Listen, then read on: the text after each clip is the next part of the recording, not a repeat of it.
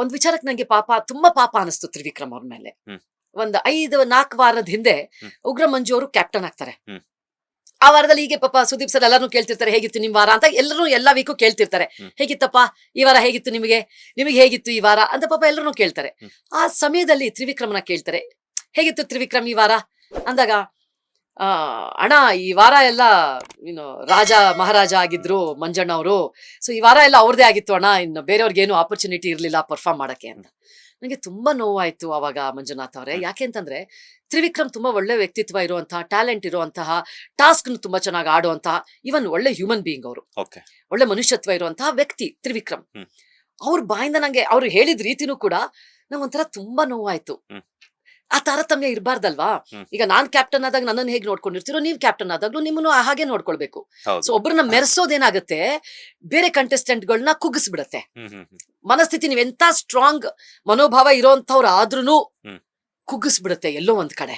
So ಹಾಗಾಗಿ ತ್ರಿವಿಕ್ರಮ ಹೇಳಿದ ರೀತಿ ನನಗೆ ತುಂಬಾ ನೋವಾಯ್ತು. ಇನ್ನೊಂದೇನು ಅಂತ ಅಂದ್ರೆ, ಈಗ ಕಂಟೆಸ್ಟೆಂಟ್ಗಳು ಎಷ್ಟೊಂದ್ಸಲ ಹೇಳಿದ್ದಾರೆ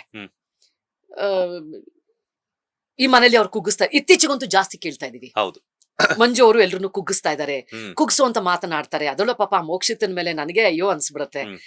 ಕುಗ್ಸು ಅಂತ ಮಾತನಾಡ್ತಾರೆ, ಕುಗ್ಸು ಅಂತದ್ದು ಅದು ಸ್ಟ್ರಾಟಜಿ ಆಗಿರಲ್ಲ.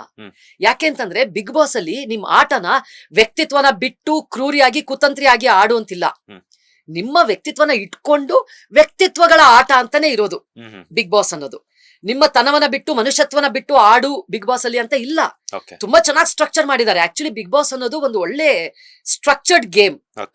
ಅದ್ರಲ್ಲಿ ನೀನ್ ಕುತಂತ್ರಿಯಾಗಿ ಆಡ್ಬೇಕು, ನೀನ್ ಒಬ್ಬರನ್ನ ಕುಗ್ಗಿಸ್ಕೊಂಡೇ ಆಡ್ಬೇಕು, ಒಬ್ಬರ ಮನಸ್ಥಿತಿಯನ್ನ ಎಳೆದ ಆಡ್ಬೇಕು ಅಂತ ಇಲ್ಲ ಬಿಗ್ ಬಾಸ್ ಅಲ್ಲಿ. ಅದನ್ನ ನನ್ನ ಸ್ಟ್ರಾಟಜಿ ಅಂತ ಹೇಳೋದು ತಪ್ಪು ಅಲ್ಲಿ. ಅದನ್ನ ಸ್ಟ್ರಾಟಜಿ ಹೆಸರಲ್ಲಿ ನನ್ನ ಆಟ ನಾನ್ ಆಡ್ತಾ ಇದ್ದೀನಿ, ನಿನ್ನಾಟ ಇದು ಅಂತ ಹೇಳಿ ಒಬ್ಬರನ್ನ ಮಾನಸಿಕವಾಗಿ ಕುಗ್ಗಿಸೋದಿದೆಯಲ್ಲ, ಅದು ನನ್ನ ಪ್ರಕಾರ ತಪ್ಪು ಅನ್ಸುತ್ತೆ. ಈಗ ಹನುಮಂತನ ತಗೊಳ್ಳಿ, ಯಾಕೆ ಹನುಮಂತ ಎಲ್ರು ಫೇವ್ರೇಟ್? ಈಗ ಎಲ್ಲಾ ಜನರು ಹನುಮಂತನ ಇಷ್ಟ ಪಡ್ತಾರೆ. ಅವ್ರು ಇನ್ನೊಬ್ಬರನ್ನ ಕುಗ್ಗಿಸೋ ಕೆಲಸ ಮಾಡ್ತಾ ಇಲ್ಲ. ಅವ್ರಾಗಿದ್ದಾರೆ, ಅವ್ರ ಮೇಲೆ ಫೋಕಸ್ ಮಾಡ್ತಾ ಇದಾರೆ ಅವರು.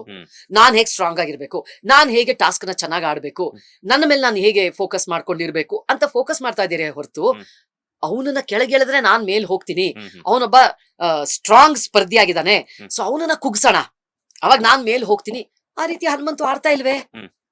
ನಾನು ಹನುಮಂತನ ಮನೇಲಿ ಇದ್ದಾಗ ನೋಡಿಲ್ಲ. ನಾನು ಬಂದು 3 ವಾರ ಆದ್ಮೇಲೆ ಪಾಪ ಹನುಮಂತು ಅವ್ರು ಬಂದಿದ್ದು. ಬಟ್ ನಂಗೆ ಅವ್ರ ಫೇವ್ರೇಟ್ ಆಗೋದ್ರು. ಯಾಕೆ? ಅವರ ಈ ವ್ಯಕ್ತಿತ್ವದಿಂದ ಕುಗ್ಸೋ ಕೆಲಸ ಮಾಡ್ತಾ ಇಲ್ಲ, ಕುತಂತ್ರಿ ಕೆಲಸ ಮಾಡ್ತಾ ಇಲ್ಲ. ಅವ್ರ ಪಡೆಗೆ ಅವ್ರು ಏನ್ ಬೇಕೋ ಅವ್ರು ಮಾಡ್ಕೊಳ್ತಾ ಇದಾರೆ. ಈ ರೀತಿಯಾಗಿ ನಂಗೆ ಇನ್ನೊಬ್ರು ಇಷ್ಟ ಆಗ್ತಾರೆ ಅಂತಂದ್ರೆ ರಜತ್ ಅವರು ನೇರ ದಿಟ್ಟವಾಗಿದ್ದಾರೆ. ನೇರವಾಗಿ ಹೇಳ್ತಾ ಇದಾರೆ. ಅವ್ರಿಗೆ ತೊಂದ್ರೆ ಬಂದ್ರೂ ಸಹ ನೇರವಾಗಿ ಹೇಳ್ತಾ ಇದಾರೆ ಅವರು. ಆ ವಿಚಾರ ನನ್ಗೆ ಅವ್ರು ಸ್ವಲ್ಪ ಪದ ಬಳಕೆ ಒಂಚೂರು ಕಂಟ್ರೋಲ್ ಮಾಡ್ಕೊಳ್ಬೇಕು ಅವರು, ಅದು ಬೇರೆ ವಿಚಾರ.